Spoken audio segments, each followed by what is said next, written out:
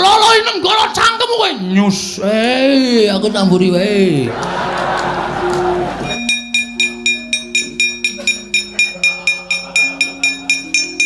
Wedi, rasah wedi ra. Rupane medeni tenane, Tru. Udus. Ora apa-apa mripatmu iki cokan tanganmu iki tutu ora sampe nutupi mata. Deloken to. Lho. Us. Raine lho, Tru. Ora ini medeni kowe ro deke. Udus. Apa? Wangi lho. Wah.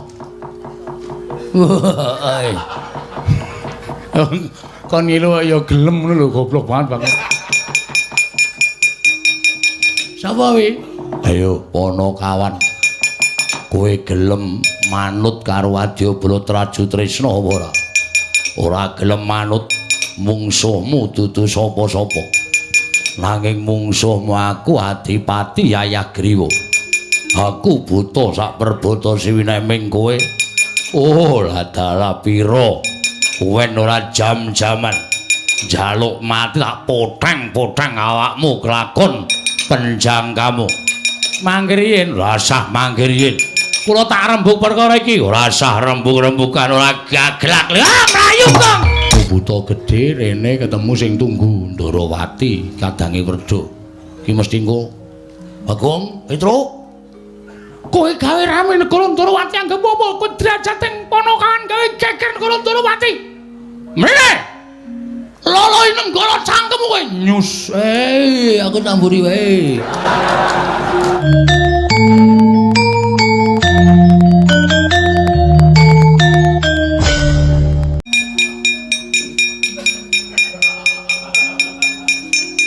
Wedi, rasah wedi ra. Rupane medeni tenane, Tru. Udus. Ora apa-apa mripatmu iki cokan tanganmu iki tutu ora sampe nutupi mata. Deloken to. Lho. Us. Raine lho, Tru. Ora ini medeni kowe ro deke. Udus. Apa? Wangi lho. Wah. Kon ngilu ya gelem ngono lho, goblok banget. Sapa wi? Ayo Ponokawan. Kowe gelem manut karo Wadyabala Traju Tresna apa ora? Ora gelem manut mungsuhmu dudu sapa-sapa. Nanging mungsuhmu aku Adipati Yayagriwa. Aku buta sak perbata siwineming kowe. Oh, lah dalah pira?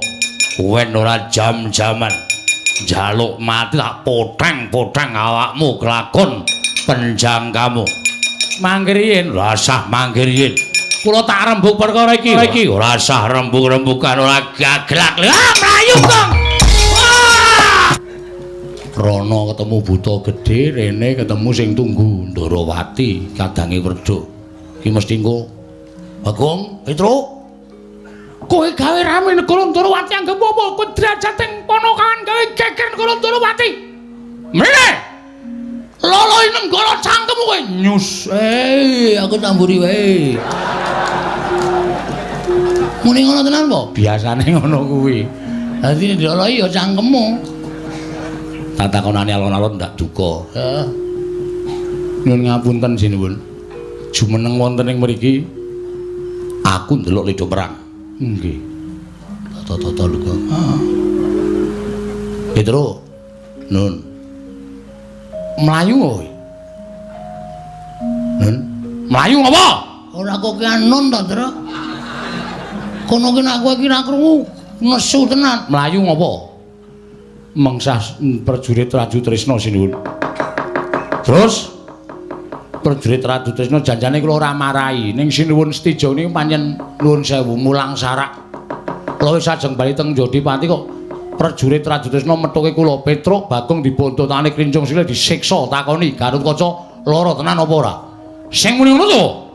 Ndara Stijo dawuh kalih prajuritipun, "Ya, Gong. Aku ora ono Mas kuwi." Sing jingik ning ngarep mau sapa? Kok muni ora ana? Nggih, pancen leres ngonten. Terus kok mlayu ngopo? Sing maju buta gedhe. Buta gedhe sapa? Sapa Gong mau Gong? Sapa to? Kowe sing apal kok. Adipati sama Minak Jingga. Adipati Yayagriwa. Adipati Yayagriwa sinuwun. Lho. Nek ngono Setija ning negara Antrawati iki nggo prajurit pirang-pirang? Nggih. Nek perkara karo dibantu karo Setija aku ora melu-melu. Nek prajurit melu-melu gawe geger negara Antrawati, aku ora trima. Hati-hati kok, hati-hati kok. Aku tak lungose kowe ya, Tru. Nek dilolohi Lenggala, dadi dilolohi kowe. Nggih pancen mekaten sinuwun. Pancen leres mekaten. Lajeng kersanipun nek kowe nganti mati aku kelangan. Nek Setija sing ngajar kowe aku meneng wae. Mergo perkarane karo Setija nek prajurit tradisional melu aku ora nrimake. Oh nggih. Tan trimanipun ya kira tak ajari. Ya. Estu napa? Iya. Ah niki wonge. Yaya Griwa. Krungumu apa goblok kowe iki? Bagong tak ajari. Muni ngono kok. Aku salah apa, Petra? Aku salah apa? Aku kan balamu, aku harus diajar. Ya rasa nangis ngono kok mewek-mewek ora. Lambemu ombo nek mewek iki elik banget ora. Ora. Kowe ketoke kancane arep mateni aku nek jane ngono kuwi. Wong ra sida kok. Ora sida kebacut lara atiku. Ngopo Bagong nangis ngopo? Mboten kok. Mudar. Kapanmu kapan? Takoni Cilaka kowe ora. Takoni Ndara Baladewa ngrekoso. Yaya Griwa ngoyak kowe. Nggih, ngoyak kula. Mundur. Mundur. Tak papane Yaya Griwa karepe dhewe. Ayo kok mikir yo. Sing terakhir tembunge nata Ndrawati sing kari dhewe sing piye? Wassalamualaikum warahmatullahi. Ora cenenengan saka ya tembung terakhir. Terakhir iki mesti ngono kuwi. Kuwi penutup e. Ayo sadurunge kuwi bapak ngrungokke ora. Mula nek dunek-unekke wong kuwi ora liyer-liyer. Sing unek-unekke tenanan kok kowe malah antuk-antuk ki tegese kowe ora ngerti tembunge. Tembunge piye? Dadi Werkudara luwih seneng diayomi karo wujuding Semar, wong Gedibal 17, kowe ngelek nyolok mripat. Kowe padake Gedibal lho kowe, Mir. Kowe padake Gedibal kowe. Dadi nek kowe rumangsaku nek kowe dunake Gedibal, kuwi ning kowe trima, ning anak-anakmu sing ora trima. Kowe iki tak pundi-pundi kowe tak sembah-sembah, kowe iki tak aosi, kowe iki pendak. Dina tak sungkemi supaya aku entuk kesawapan daya kekuataning bapak. Aku ning kene ana wong tuwa dunake Gedibal 17, wong elek nyolok mripat. Aku ora trima atiku. Nek kowe ora trima arep ngopo, Gong? Mungsuhmu iki Sinuwun Ndarawati. Wis ora peduli. Arep Sinuwun Ndarawati iki ora ya menungsa padha karo aku. Di mata Tuhan semua makhluk itu sama. Oh. Ming derajat karo pangkat sing bedake. Ning wong sing duwe derajat pangkat kok sia-sia karo kawula cilik ngene iki. Perlu dielekke reng, perlu diwaneni. Nek ora ana sing waneni, ndak saya suwe ngidak cengele cah cilik. Nek pancen wani kowe wangsulan. Aku sik tata-tata. Musuh ratu wadake. Nuwun sewu sinuwun. Iki Bagong nggih. Lho. Wangsulamu cepet sajake sugal. Sugal mboten niku gumantung karo sampean. Lho, kok gumantung karo aku perkarane apa? Sampeyan teng mriki daya. Ngoten. Daya niku kudu nganggo tata krama, daya niku kudu nganggo unggah-ungguh. Arep sing mang daya niku derajate luwih ngisor tinimbang sampean. Ning sing jeneng tuan rumah niku ratu, tuan rumah niku raja. Ngoten. Dadi daya dhuwure kaya ngapa derajate kudu ngormati karo sing ndek omah. Ora sampe nake dhewe. Lho, apa aku kira-kira nglarani atine bapakmu? Bapak iki ora iso lara ati wong dhek lever. Ora nesu kowe ngeyel kok kandhane kok. Meneng ora tak wangsulane kowe iki wong ora duwe perasaan kok. Dunekke elek ya meneng wae, dunekke apik ya meneng wae, wong kok radong. Mula kuliah. Liyane do tuwa-tuwa. Do reoni kok kowe nang omah wae iki ngopo? Aku ora ngerti lulusan ngendi. Tak omongi kowe mbiyen lulusan LP. Wah.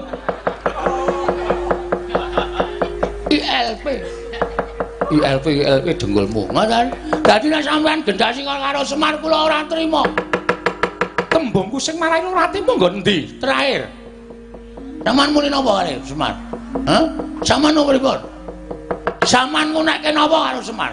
Werkudara dadi kowe seneng diayomi Semar gedibal 17. Lah iki teng mriki niki lho. Wong Jawa niku nek ora gelem dijiwit aja sok jiwit. Wong Jawa niku nek ora gelem ditabok aja sok nabok. Wong niku nek kepengin dibasani basanana, nek kepengin ditata kramani ya tata krama. Niku salokaning wong Jawa. Ning sampean ora, kula jane ora arep melu masalah niki. Ning gandeng sampean wis ngunekke Semar gedibal 17 wong ala nyolok mripat. Kula ora trima. Weh lah dalah. Lah kok dadi Kresna diwaneni karo Bagong. Nek kowe ora trima kowe arep apa? Manut. Wah, Bagong yo iki gawe masalah terus iki wingi ora. Manut arep ngejak piye? Arep ngejak apa? Kula ora trima Semar dunake kaya ngoten. Perkara sampean boyong para Pandhawa mang boyong. Niku masalah sampean karo para Pandhawa. Nek sampean ngunek-unekke Semar niki salin perkara. Perkarane Bagong karo Kresna. Lho. Ngopo kae mburi lho. Ngopo kowe lho ha? Bagong ora milek mripatmu. Neng kene nata Mandura Prabu Baladewa. Duwe ana Baladewa njo ngopo? Aku wedi kok. Tak kira nek mrih ora kok Kula wedi kok mboten kula niku wonge dilalah lho Mas. Nuwun sewu. Kula niku wonge dilalah niku ora tau wedi karo sapa-sapa. Nek kula bener, kula niku wonge ora tau wedi karo sapa-sapa. Aja kok jamak lumrahe menungso, dewa medhun kowe kula ora wedi. Omonganmu iki bahaya lho, Gong. Aku ya tratapan iki, Pak. Awak dadi makclup ngono mau to iki. Nek dewa medhun tenan piye, Tru? Ambuh. Ono omong ngawur kok senengane. Kula niku aja kok menungso tak wedenono. Demit. Kula ora wedi. Prasidya Dewa, ora engko nek Bathara Rada teko. Berkencang karo daya njabut aku ajilok aku. Nah iya kowe aneh-aneh senengane. Ora bakal wedi, Raden. Ora bakal kula wedi. Lah terus yen kowe ora trima bapakmu tak unekke kaya ngono kowe arep ngopo? Ngene wae, saiki sisan gawe lah. Aku wis males mikir ada-ada. Ngene wae. Sinuwun Prabu Darmakusuma, Ndara Werkudara, Ndara Janaka, Ndara Werkuladewa mboten ajeng kundur teng Ngamarta. Lho, sebabe wis tak sediake kamar. Lho. Kanggo nginep ana ing Karang Kadempel supaya caket karo Semar Badranaya. Kula ngerti kok janjane sampeyan iku napa? Arep Bagong ki wong cilik, arep Bagong ki wong ora duwe, arep Bagong ki mung kawula. Ning mata batin kula niku iso ngerti. Apa to sebabe kok sampeyan kepengin boyong Pandhawa Bali? Lho, apa kowe ngerti? Ngerti wae. Nek pancen ngerti ayo. Batangan apa batine Nata Ndrawati? Merga sampeyan kalah karo Semar. Sampeyan kalah Prabowo. Sampeyan rumangsa meri. Lho, Pandhawa kok ora ning Ndrawati, kok ning Karang Kadempel. Mongko wangune Pandhawa ni ning Ndrawati. Padha-padha Ranalendra, lah kok ning Karang Kadempel. Pokoke garis besare ngeten. Sampeyan niku meri nek Semar moncer. Sampeyan meri nek Semar ditresnani para Pandhawa. Niku kamanungsan lho, Den. Niku sipate menungsa, ora usah dadak sampeyan tedeng aling-aling. Ora. Ora usah dadak sampeyan tedeng aling-aling kalih napa sing kula kandhake. Ora. Sampeyan nyusul mriki niku merga sampeyan ora nrimake Pandhawa kok nilai Semar, kok ora nilai Nata Ndrawati. Ngono to? Meri atimu. Aku ngerti Kresna kandhane.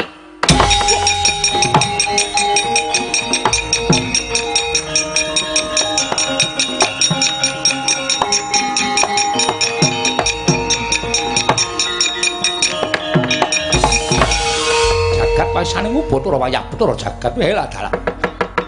Urut dibatang atiku dening Bagong. Modal ora kowe. Aku kulino sulapan kok. Sulapane hubungane apa karo wong bedhek? Aku kulino bedhek atine wong kok. Apa ora kowe? Cocok lah. Karena meri menika. Lho, Karena iya. Waduh, terujut ya aku. Kulino nganu, kulino pintas ning Betawi. Gayamu. Merga sampeyan niku nuwun sewu, meri kalih Semar terus nyusul mriki. Dinggo kekuatan nggawa Ndara Baladewa. Supaya Pandhawa kondur teng Ngamarta aja nganti cedhak karo Semar, ngoten. Jane ati sampeyan niku biyen wis meri karo Semar, ketoke rukun, ning jane ndem-ndeman. Nek Pandhawa cedhak karo sinten Semar, niku sampeyan ora dikeparengake sarta ora ikhlas. Nek Pandhawa cedhak karo Semar, sampeyan semelang. Nek napa sing pun sampeyan tetepi minangka kewajiban dadi suwing para Pandhawa niku tetel merga Pandhawa luwih percaya karo Semar Badranaya. Ngoten mboten? Cocok mboten? Kebedhek sampeyan nek mungsuh Bagong, ora satok simpen, nggih mboten? Terus sampeyan ngejak bali para Pandhawa supaya ora cedhak karo Semar. Ngoten niku kula ngerti kok, Dek. Kula ngertos, Ndara. Wah, parah paring dagelan sertane baune lesanan.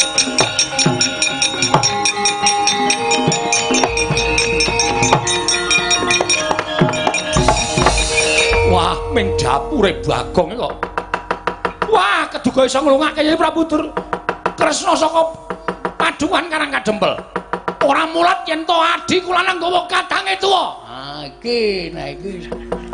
Iki genah nesu iki, Tru. Heeh. Ha piye? Ayo tandang itu. Lho kok tandange piye? Wong sing gawe masalah kowe kok gendhi aku. Ya gentenan masa anake Semar ming aku tok. Anake Semar iku barang bapak wis diunake kaya ngono terus iki arep dadi perkara iki terus piye? Aku dhewe. Ayo kowe sing gawe kowe kok. Gareng kuwi ngapa kuwi? Ora, aku wis ora bakal melu-melu perkara iki. Ayah doan. Lho do gelem nyambut gawe nek wis ngarep Idul Fitri. Nek Semar wis tuku sarung lagi do nyambut gawe.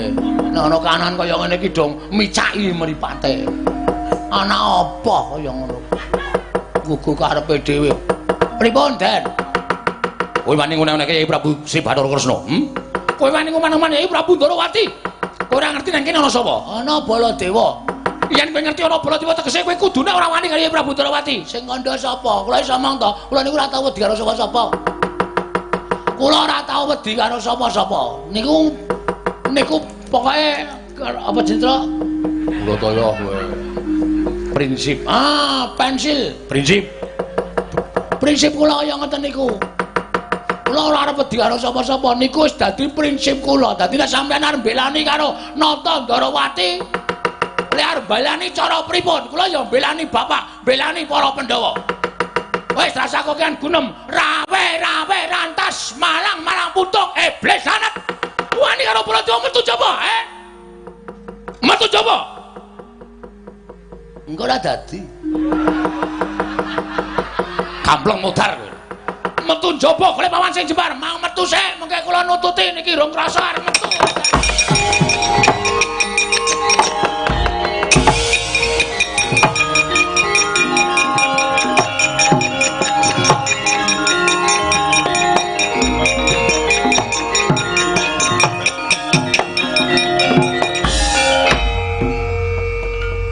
Nek wis dadi geger kaya ngene iki terus piye masalahe? Kowe wani apa karo Sinuwun Prabu Mandura? Kowe wani apa karo Nata Ndarawati? Sinuwun Kresna ki wong ampuh, arep kaya ngono ora tau perang, awake cilik ning ampuh. Kae duwe pusaka senjata cakra. Nah, kae duwe Sekar Cangkok Wijayamulya. Kae piyayine ora tau iso mati. Merga mundi Sekar Cangkok Wijayamulya? Kae duwe panah Kyai Kesawa, nek disenggol panahe malik buta gedhe dhewe kuwi. Wani apa karo kuwi? Cah kok kowe gawe masalah. Mbok mau taren sik to, Gong. Ora ngawur. Iki lare ngrampungke sapa nang ngene iki? Pak Polisi. Pak Polisi sapa? Ayang ono Pak Polisi.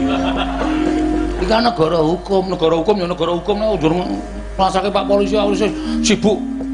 Dalane macet. Wis dipasrahi kon ngurusi kaya ngono barang ora.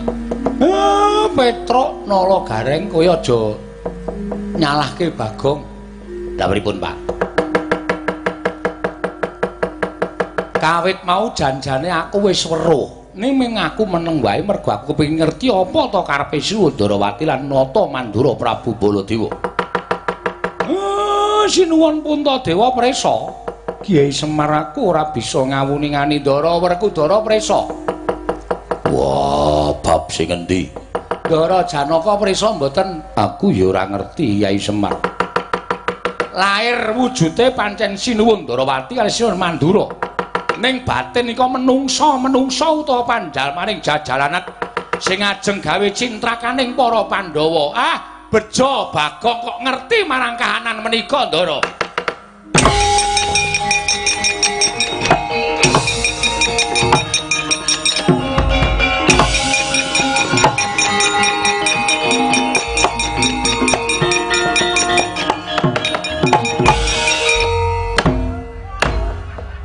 Do melek ora mripate.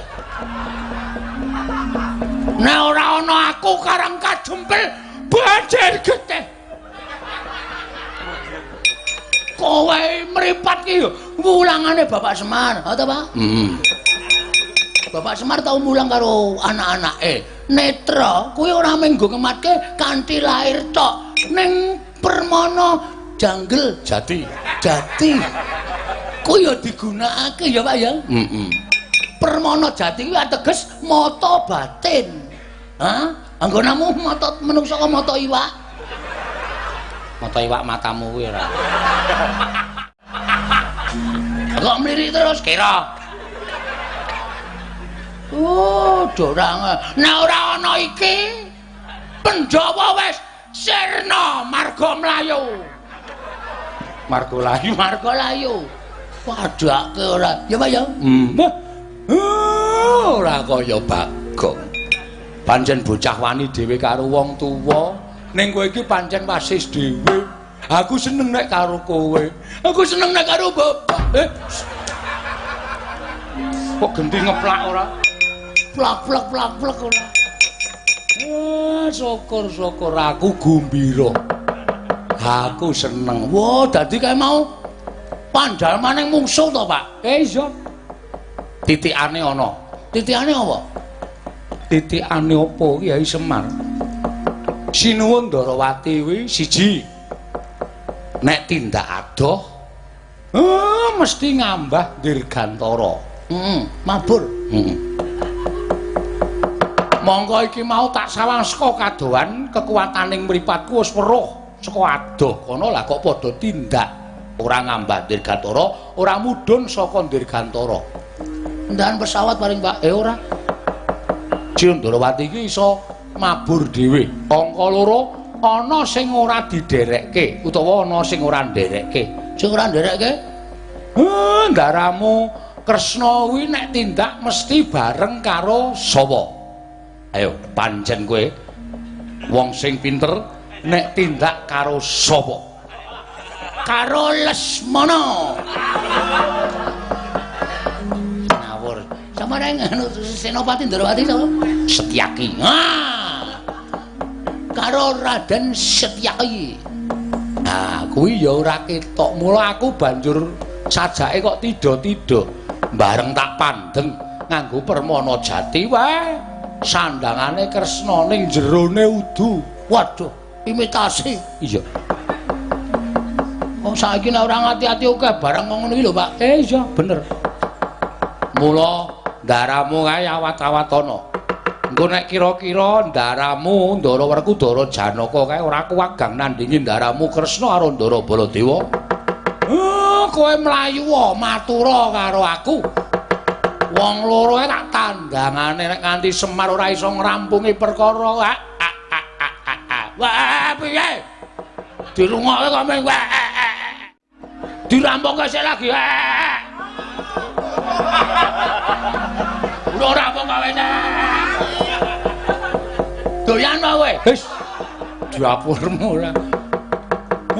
Mengko aku nek nganti ora iso ngrampunge aja dundang Semar Badranaya. Nggih, ngetaken Petro dalem. Tatanan para wadyabala sendika, Pak. Wong nom-noman rasa kon melu perang men ditandangi ndaramu Janaka karo Ndara Werkudara. Nggih. Nala Gareng, dalem, Pak. Kula mboten saged perang, Pak. Sikil kula becik, tangan kula cekot.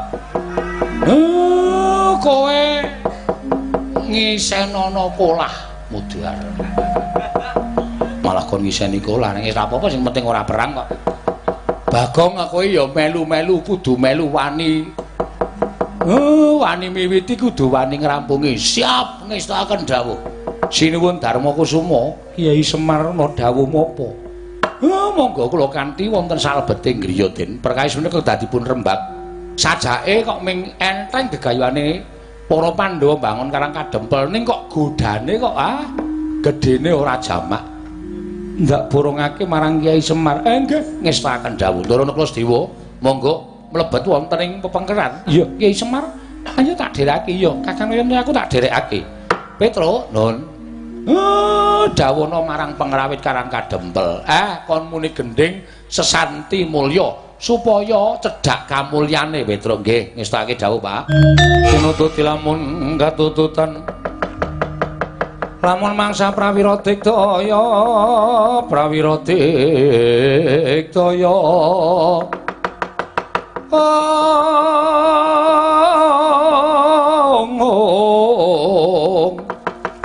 Runanggana magawe gelari wang-wang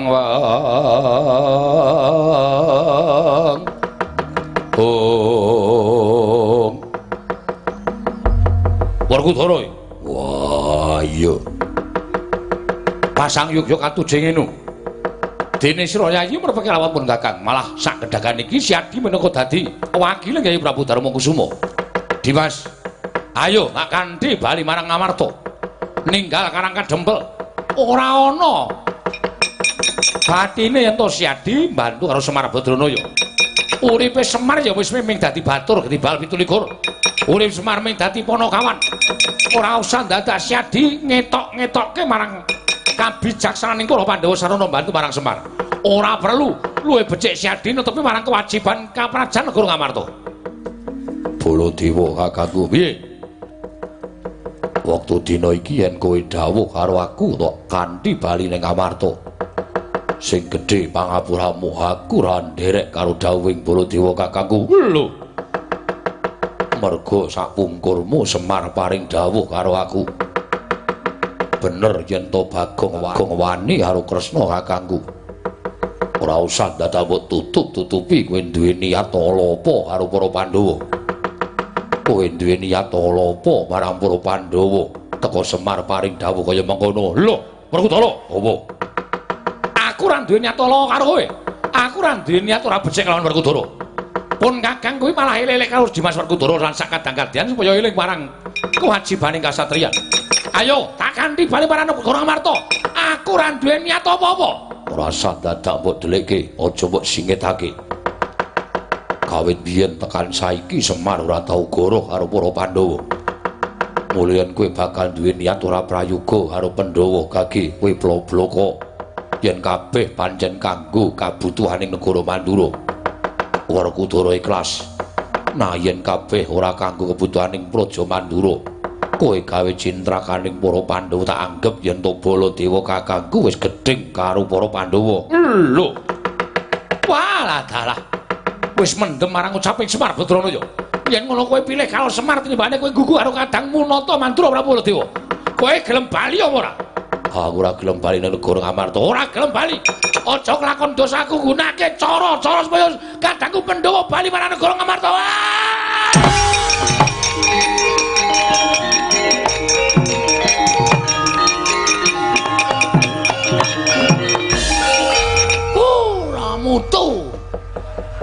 Ramutu piye? Kok ngomong-ngomongan ki ngopo? Kowe iki wis jam 1 kurang 5 ora perang-perang. Ngwerku aku kudu kaya kene. Ora sembodo karo ora. Mikira Bagong sapa sing arep boyong karo aku ora bakal gelem. Mbok gek bres-bres ngopo perlune. Ngoten. Terus langsung gara-gara men lawake ora sempat leren. Wah, caidan.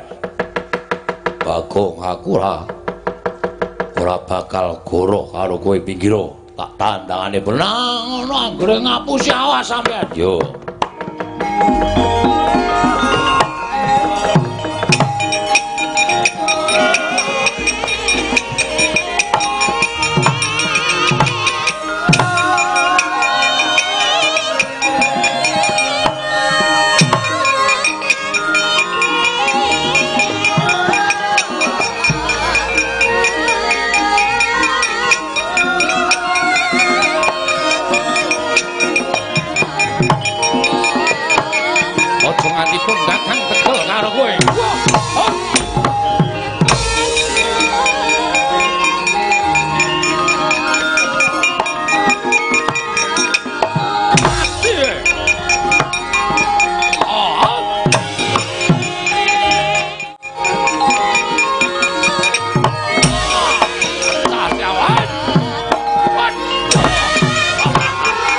Ayo.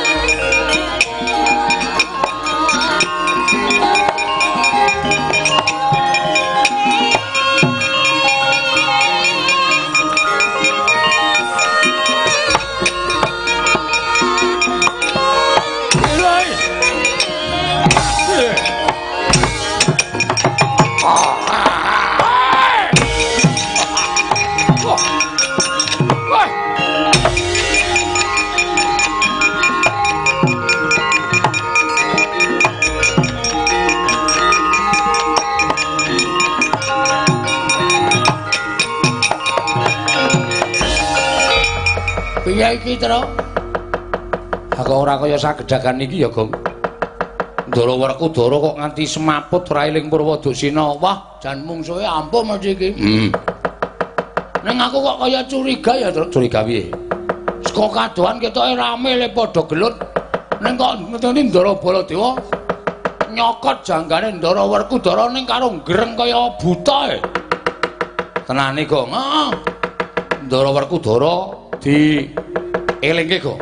Terus dikandhani, diaturi priksa nek mau dicokot Ndara Baladewa greng kaya buta. Den. Wungu. Wungu Den sampeyan iku satriya Digdaya. Sekti kalintang jayaning perang kok ming sacokotan kaya ngoten kok sampeyan kok semaput niku terus Digdayane nggo nendi kula tak takon. Wungu Ndara, wungu. Wah, aja mlayu.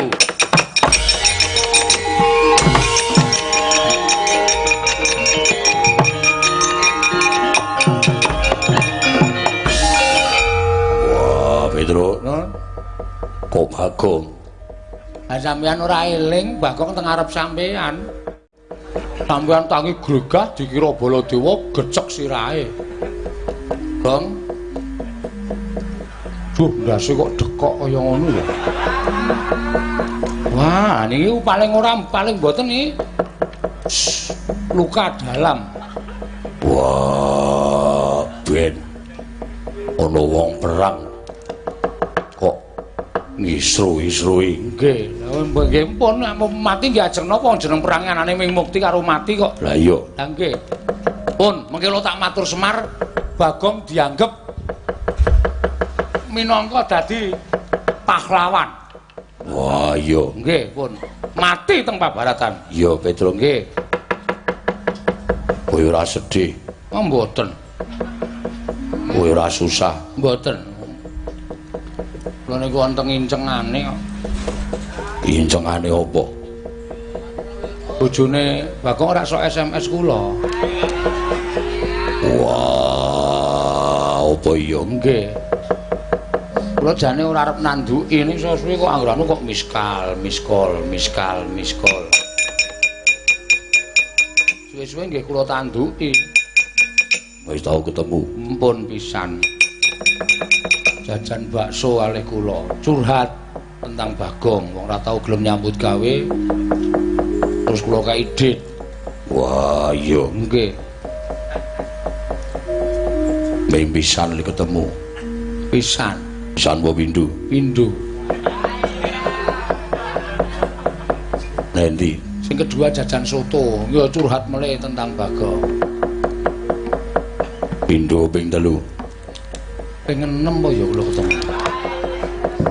Wah, malah ping akeh. Nang nggon bakso sik bakal nggo endi ya, Tru? Oh, Aku tangi, Gong, tangi. Sirahe dekoki, sirah dekok kae enak. Krungu tembung kaya ngono kuwi bali mendosol meneh sirahku. ah iya. Wong mati kok urip meneh ora apa-apa ngono. gak titeni kowe pokoke. Ngono to kelakuanmu, Tru. Ora mung tak nggo mancing kowe ben urip kok, Le. Ben urip ora. Pedro, Nun, pinggiro, Baladewa jangkai saka kene iki ngatos-atos, Tru.